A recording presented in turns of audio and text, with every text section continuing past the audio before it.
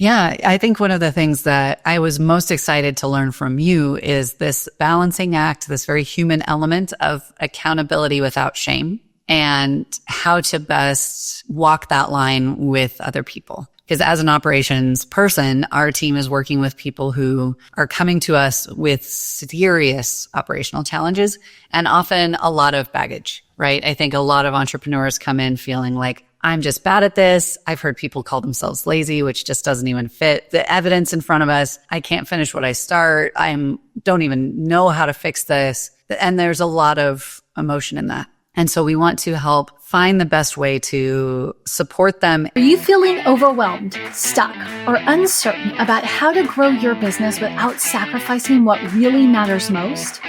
Welcome to The Business You Really Want, the show for women ready to build a sustainable, fully aligned business. Aligned with what, you ask? You, your values, your life. Seriously, it is possible. I'm Tanya Kubo, and along with business advisor extraordinaire Gwen Bortner, we're here to show you how.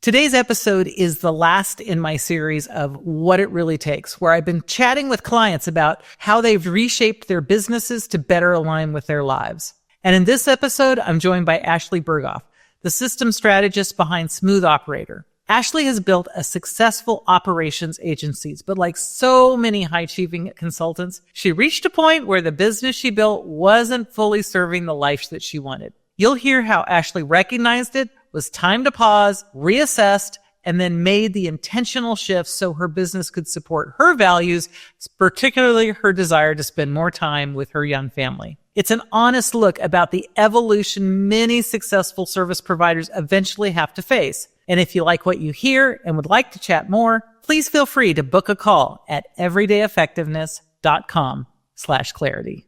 Let's jump in. We are here live with one of my former clients officially, but also one of my good friends and fellow operations person, Ashlee Berghoff.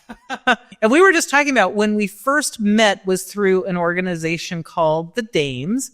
And Ashlee started a group called the Ops Pod for those of us who focus on operations, because often in these networking groups, most of the people are in sales or marketing or kind of not the operations side of things, right? And so it was nice to have you, pull us together as part of that. Ashlee is joining us as our third person. She may be our final. We may end up doing a few more of these, but she's our last scheduled person at this point. Talking about sustainable success and what it takes in this case as a consultant, but particularly an operations consultant. And I know that she and I are going to have great conversations, because we always have great conversations, especially when it comes to talking about operations. And before we got on, we talked about that, although especially when we first met a couple of years ago, we could have very much seen each other as very much competitors to one another. And, one of the things that I've always loved about you, Ashlee, is you don't approach it as competition. You approach it as collaboration. And how can we work together and how can we make things better for the whole instead of being so, self-centered about how do I get all the business? How do I make it work? We're going to talk more about it. But since then, our roads have diverged a fair bit. And I would not see us at all competitors. Very different models now, yes. Because we're definitely doing some different models. But Ashlee, when we first started getting to know each other, and I really appreciate you for jumping in and being willing to have this conversation as well as a collaboration. Tell us about where your business is now, as opposed to where it was when you and I first got to know each other, and we're going to explore this transition because I think it's a huge transition as part of long-term sustainable success. So let me let you jump in and talk about your business today and your business as it was. Yes. Thank you, Gwen. It's such an honor to be here. So my business is called Smooth Operator. It was called A Squared until earlier this year. And so that was one of the more recent changes that have happened.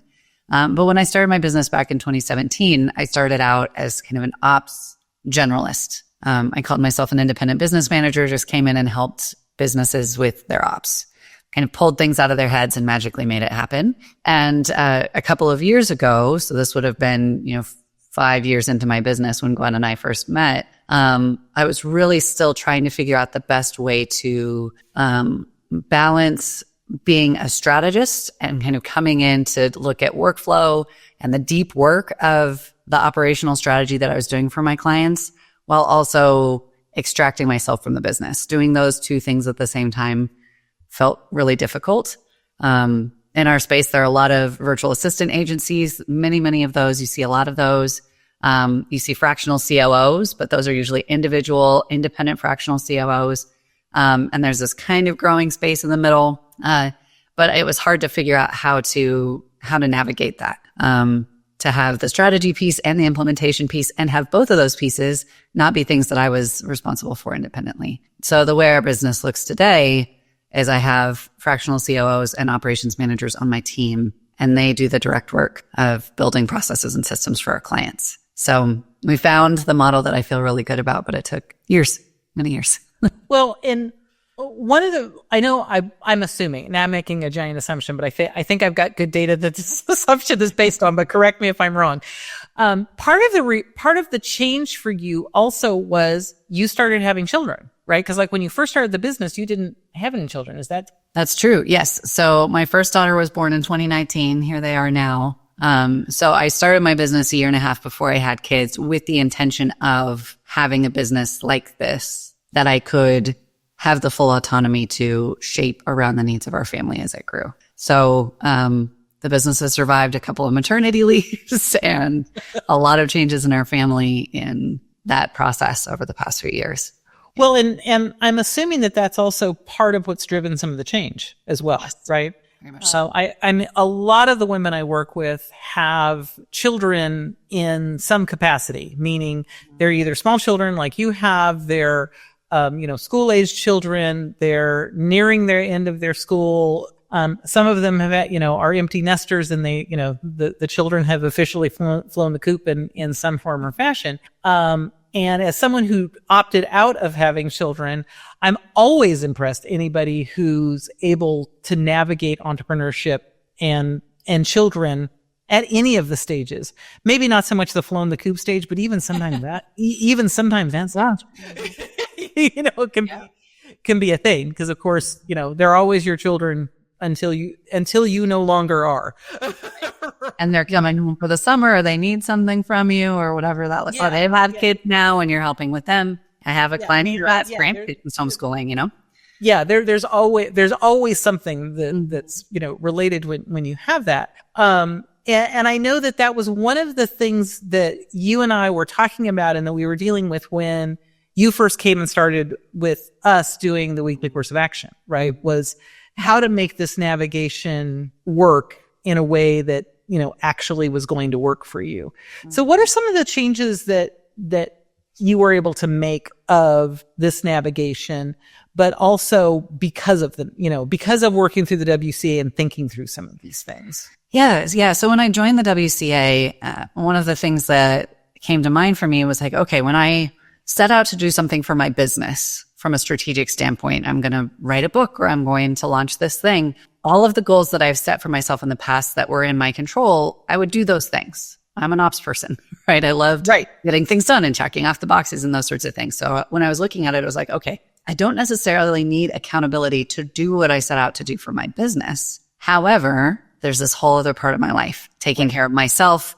making sure that my business stays within the time constraints I've set out to have for it, doing things that when I realized I was kind of dreaming of this future, a lot of the elements of that future were the slower pace of life, room to, do slow cooking and have a garden. And it's like, oh, wait, I don't have to wait till some future time to do these things. Why am I not doing these things now?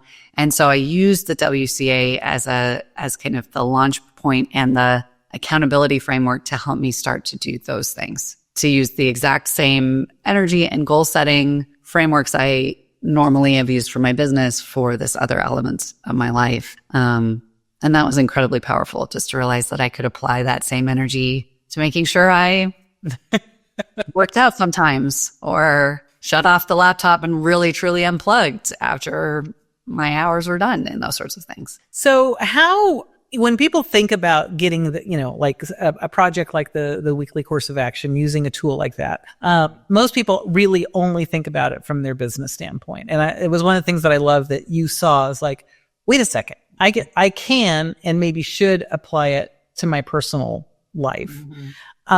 How was that for you? Because a lot of times we think about accountability in our business world, but we often don't think about it in our personal world, or we think that we can manage it ourselves. And I'm also a big believer of knowing that I'm managing my personal life accountability that well.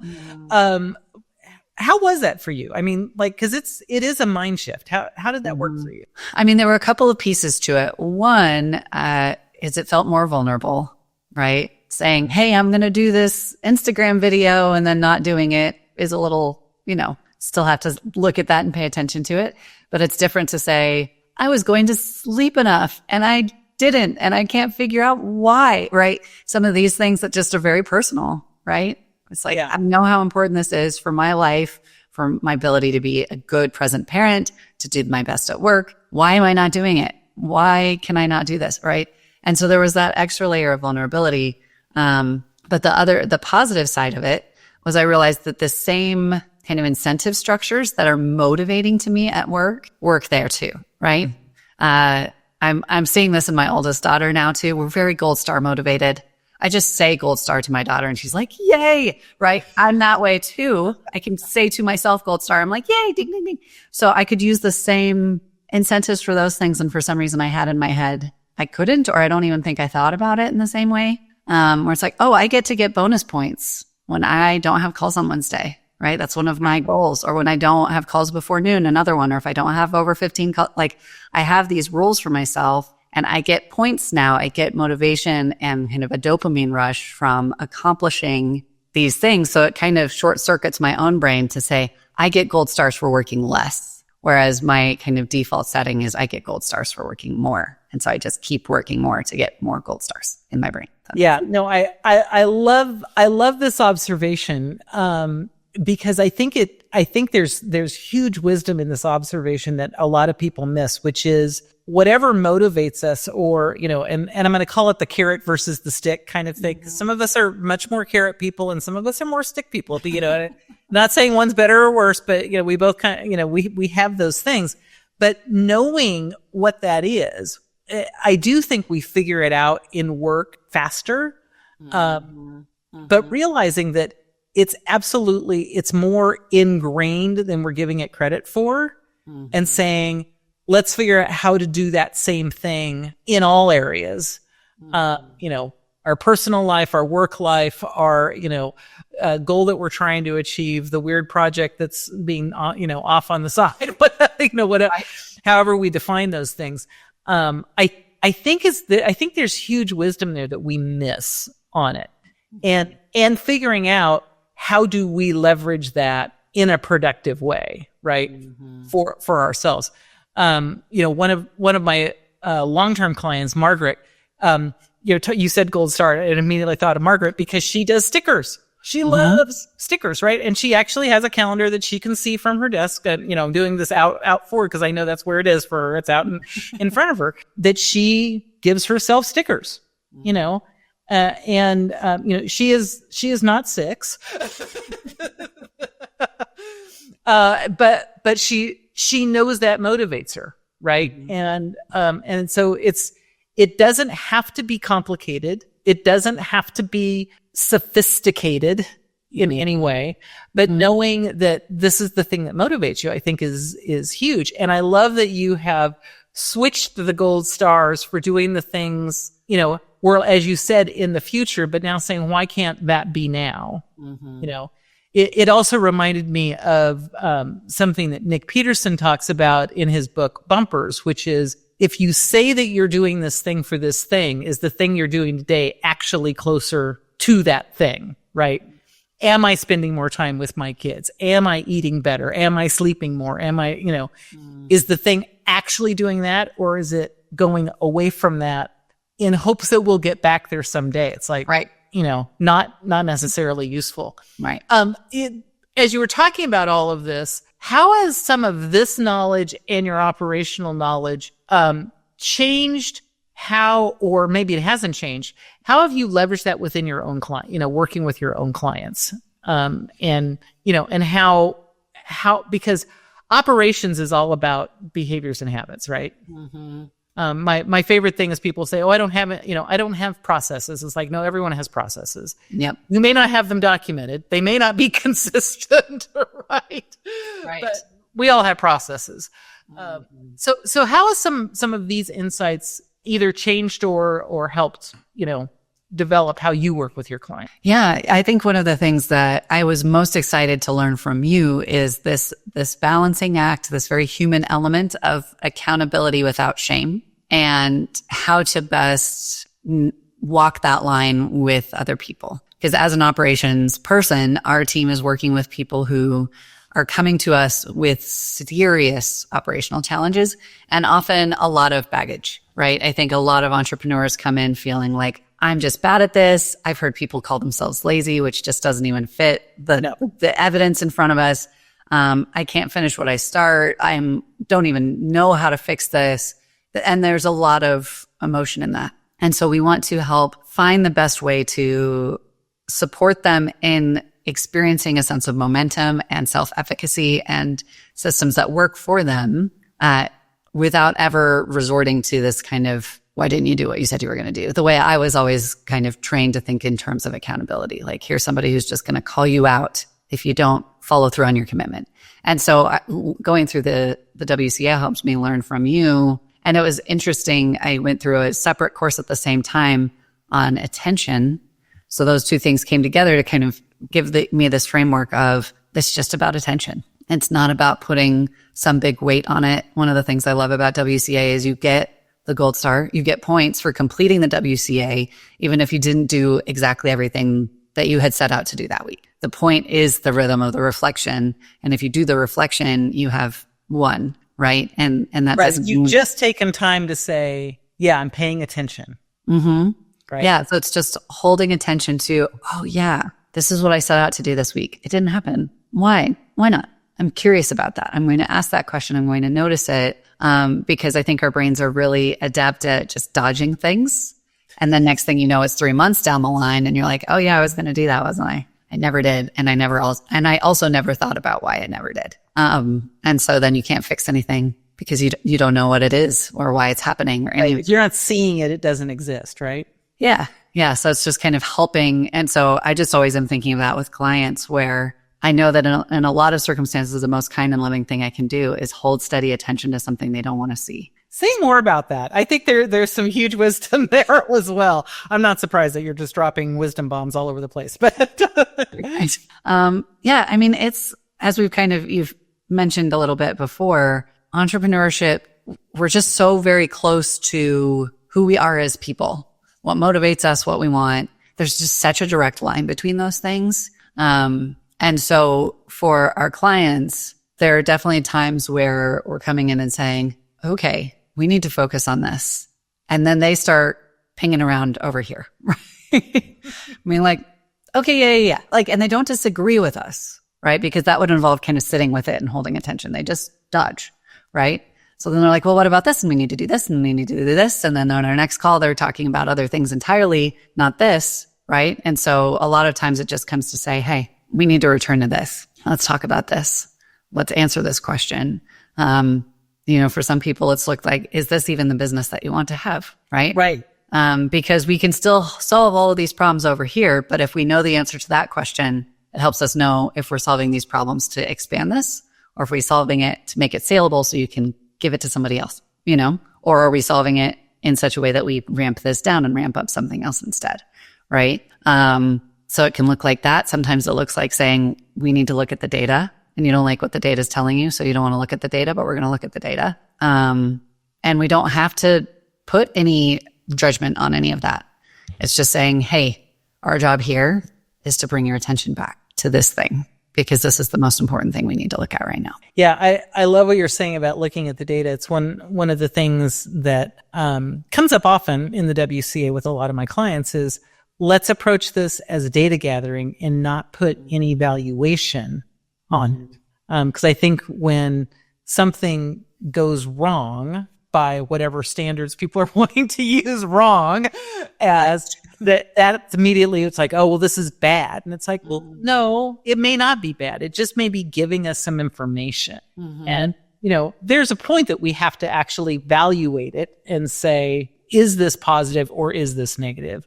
But so often we're taking one or two data points and trying to put valuation, and it's like, not enough data here to actually evaluate, that whether or not this is a positive, or a negative. So I love that you shared that as well, because I think that's one of the places that I think a lot of operations people go, but I know it's one of the places that you and I melded very quickly on, is that data is useful even when it gives us information that feels bad or negative. And that if we can actually see it in the value of knowing that was good to know, then all of a sudden that reduces its negativity and its emotional weight that goes with it. Because I know something I have to watch with myself, and is common with a lot of entrepreneurs, I think, as well, is that sense that a lot of times what's happening in our business, we turn it immediately into something about ourselves. Oh, yeah. I'd love to say I'm immune to that. I'm not. Yeah, where it's not just like, oh, this failed. Let me pull the data and understand why this failed so we can do something different. We can learn from it and make it a gain. Usually it's like, I failed. I am a failure. We kind of go, yeah. Of course, it's not at all right, but. So learning, it's this constant learning of bring it back to the experiment, bring it back to the experiment. This business could go down in flames and I would still be me, right? And it becomes this slow and painful process of creating emotional distance. I love it. You said slow and painful, because it is. We can get better at it over time, but it's one of those, like, that kind of umbilical cord I don't think ever gets completely cut. No. When it really is our baby, right? Yeah. That it's been that way for so long. So one of the things that I've got two questions on my mind, which of course is not helpful because I'm trying to ask them both at the same time. Bad. Let me start with, you've made some fairly drastic changes in your own operations, right? Mm-hmm. In your own way of operating. Not the least of which is limiting the number of calls that you're on. I know that's one that you're still early in, because you're an introvert. You need that quiet time. I told you before we got on that I had calls like all day today. I had to go grab water, and that's a happy day for me because I'm a weirdo, and you know that because we've been together, and you know that I'm totally okay with that. Your reality, I think, is closer to most entrepreneurs' reality. I don't think mine is. How has that been for you, making your own operational changes? Yeah, it's so interesting with a lot of these things, because we talk about them in terms of operational changes. Often there's a lot of emotional weight to them. And so what Gwen was referring to is I recently kind of planted my flag on not doing general virtual coffees anymore. And I did that. I put it on a blog. I put it on social media for myself, so I couldn't go back on it anymore. And as Gwen mentioned, I'm an introvert. I am only supposed to work 25 hours a week. I have 3 major ventures that I fit into that 25-hour container. And my target is 15 or fewer calls a week, which I was regularly completely blowing. I would go into weeks with 30 or more calls. 30 calls, 25 hours. The math does not math, right? I was spending almost all of my time in meetings. And I love deep work time. And as the years have gone by too, one of the things I've realized is that so many of my entrepreneurial thinkers, or my entrepreneurial heroes, are the thinkers and the writers. So it's Seth Godin and Jason Pfeiffer and, going way back in time, G.K. Chesterton and C.S. Lewis. It's writers and thinkers who had all this open space with which to do that. And so becoming really honest with myself about that made me realize I need to change this. And I have to look at it to our point of being really honest and say, I may lose opportunities because I'm taking this path. I may be doing things that go against the common wisdom of how to grow a business like mine, a high ticket service business. and may slow down the rate of our growth. And I have to be willing to pay that price to articulate for myself that this matters and that I need to do meetings very differently. And I think for all of us, no matter what the context is, it can be nothing related to meetings at all. The art of creating a system is doing that. What do I want? How is this outcome not giving me what I need? How do I need to get a better outcome? And I'm willing to close off other paths to follow this one. I love that, because to me, this was the perfect definition of sustainable success. And, that's been the whole, theory, the common thread of these LinkedIn Lives. And, we're doing this as the anniversary of our 1 year of our podcast, The Business You Really Want, right? Mm-hmm. Which fundamentally, that's the basis of The Business You Really Want is it sustainable? Mm-hmm. And what I heard you say in all of that was what you were doing was not truly sustainable. It was creating success. You were absolutely successful by all, normal definitions of success, but it wasn't sustainable. And for me, it's the two together that is critical. So if you were to advise someone on how to make that shift, what would you tell them to look at? That's a really good question. And I think for me, one of the biggest pieces was, it was really helpful to look at others who I really respected who were making different decisions and talking to them about why. So as you mentioned before, our business models now look very, very different. And I just recently had a conversation with a dear friend of mine, also an operator. I love my ops friends. And he was like, how is it that we are peers and our businesses look so drastically different? But he was looking at the guts of my business because we were sharing our work with each other. And he was like, oh, this looks like this is the foundational works of your next book. I was like, oh, that's really cool, because I'm looking to build an engine that my team can deploy. So all of my energy is going into this container that's building and building.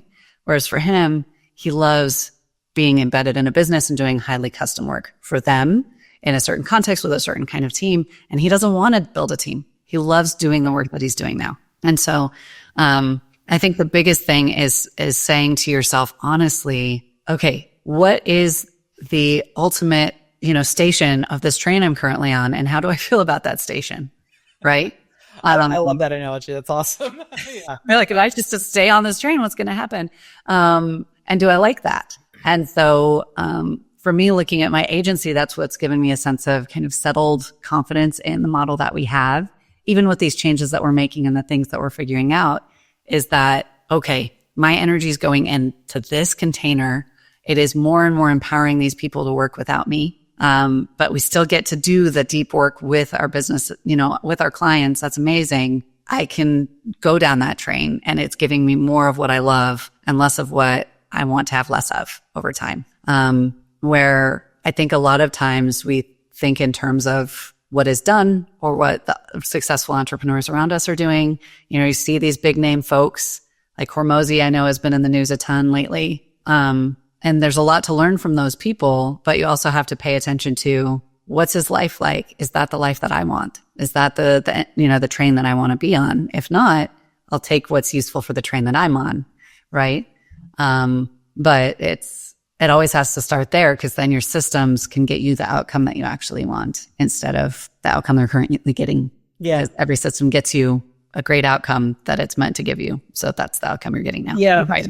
Today I've got my every business works exactly as designed, but very few are designed. Ooh, I like that. It's one of my constant phrases, because the outcome that you get is the outcome it's designed to get. Mm-hmm.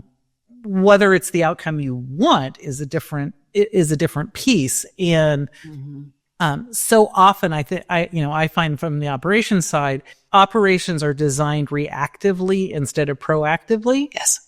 Mm-hmm. And so they're only dealing with what the problem was as opposed to what we want the solution to. And to me, that's a huge piece. And the other thing you said, it's my other one that I raise up all the time, which says context matters. Right. Mm-hmm. Because it's easy to look at people like Hormozy or, you and I, because of you, have a relationship with Mike Michalowicz, and look at Michalowicz or, any of these other people and say, oh, I want what they have. And it's like, but do you actually know enough about what they have to know that that's really what right? Because you only, unless you're absolutely really close friends and really deep in it, there's so much context that's missing in all of those. And it's like, it may seem like you want that, and maybe you want the outcome, but are you willing to do all of the other things that have to go along with it? And we often say, well, but I don't want this piece of it. It's like, well, but maybe you have to have that piece. Right. I mean, Mike talks very openly in his books about, his bankruptcy situations. And I'm not sure you get to become Mike Michalowicz without having gone through that piece. And although I admire the man, I don't actually want to go through that piece. And so can I be Mike? Probably not. I probably can't be like Mike, even if I really, really wanted to, because there's a piece of that I don't want to actually have. And I think that we miss sometimes that there's all of this other context. It's like, I want all of that, but not these few things. It's like, I don't know if you could have the other without these. I mean, maybe it's possible, but probably not. And so I think, one of the things that you talked about is getting really clear on what you want your context to be and owning that. You mentioned it earlier when you were talking about being okay about there's probably some opportunities you're going to miss.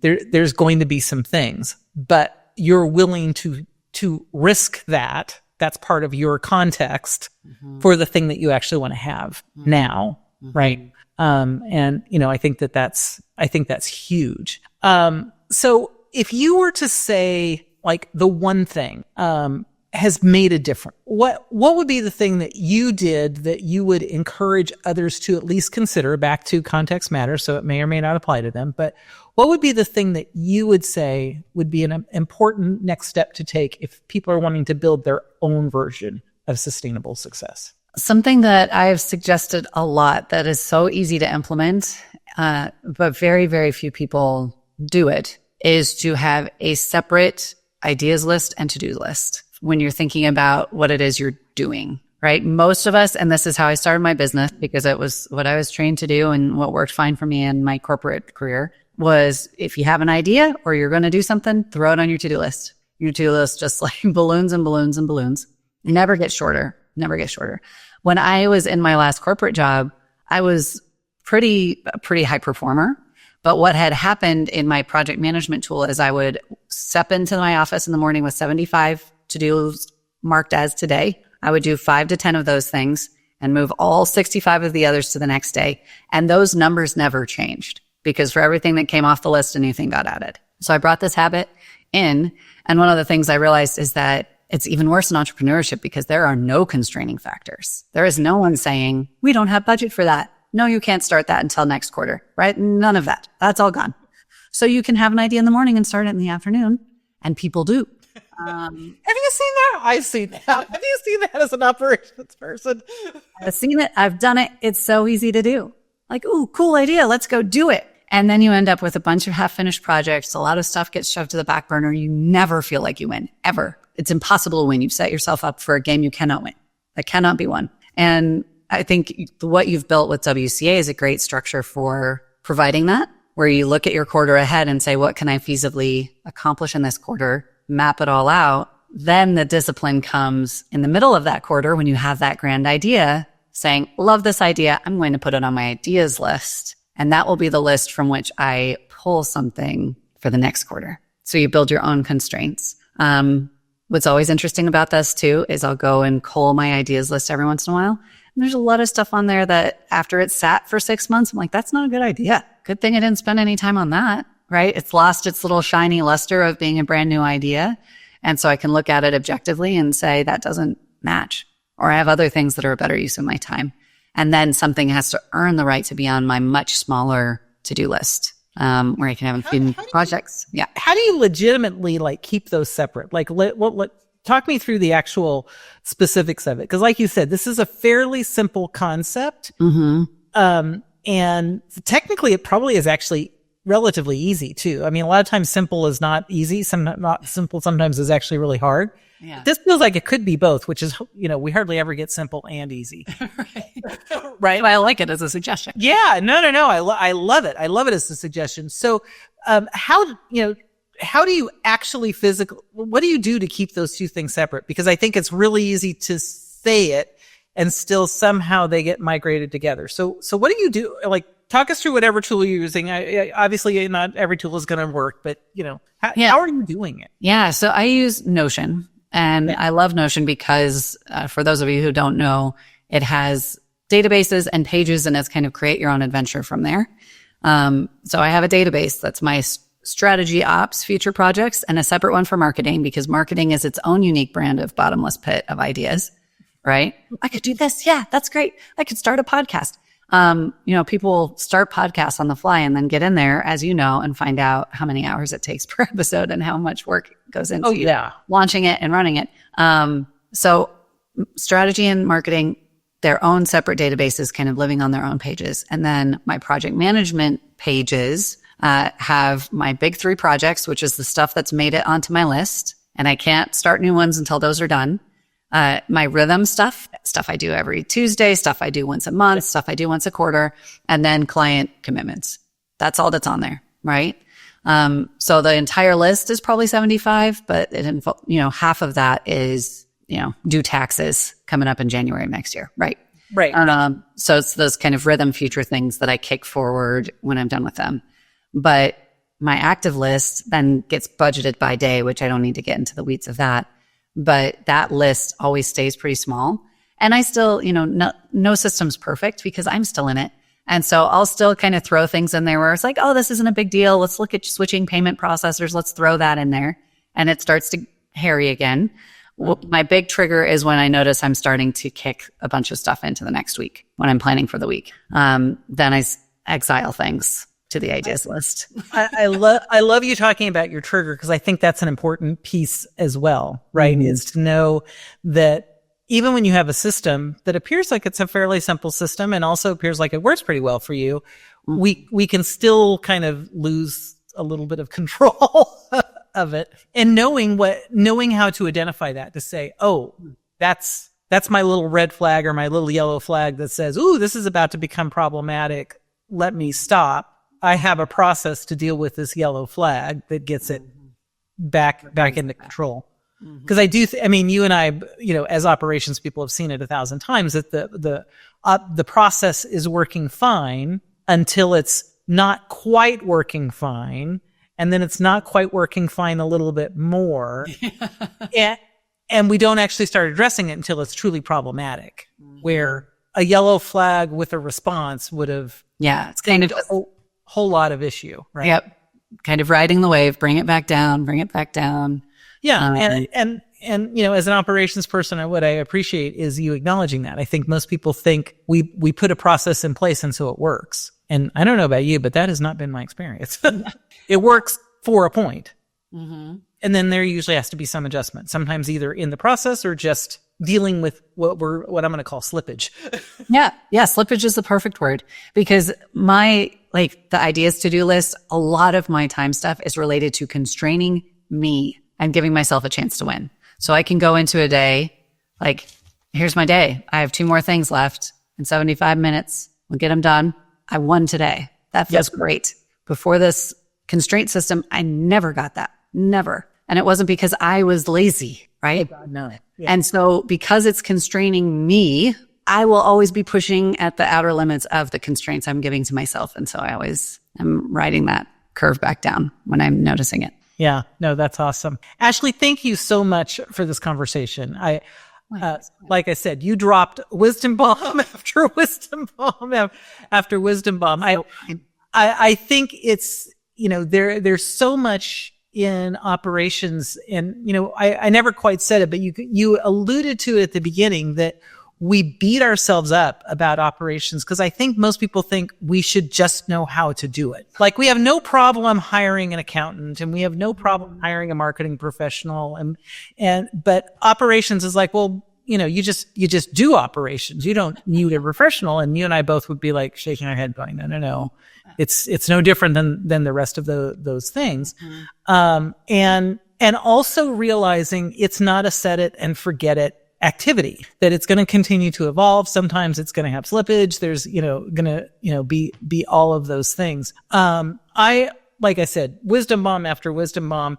I hope folks pay attention, because there was so much practical advice in this conversation. And I value you so much for doing that. I want to thank everyone who's listening on to being a part of our little short LinkedIn Live series about sustainable success. You are a great example of how to make the shift into sustainable success, realizing that it does have to be a shift that's mostly about us, when we're doing that. And as I said, we have no others currently scheduled, but that doesn't mean that we won't put others out there. So keep an eye out. We might do another series of LinkedIn Lives, because I've had real fun doing it, and I appreciate all of my guests. Once again, Ashlee, thank you for being a part. Thank you, Gwen. I really appreciate the opportunity. I always love talking. Yeah, me too. It's really just fun. Thanks for tuning in to The Business You Really Want with Gwen Bortner. I'm Tanya Kubo, reminding you that sustainable success is within reach. Make sure to subscribe to the show and visit thebusinessyoureallyWant.com for more resources. Until next time, keep dreaming big and acting with intention.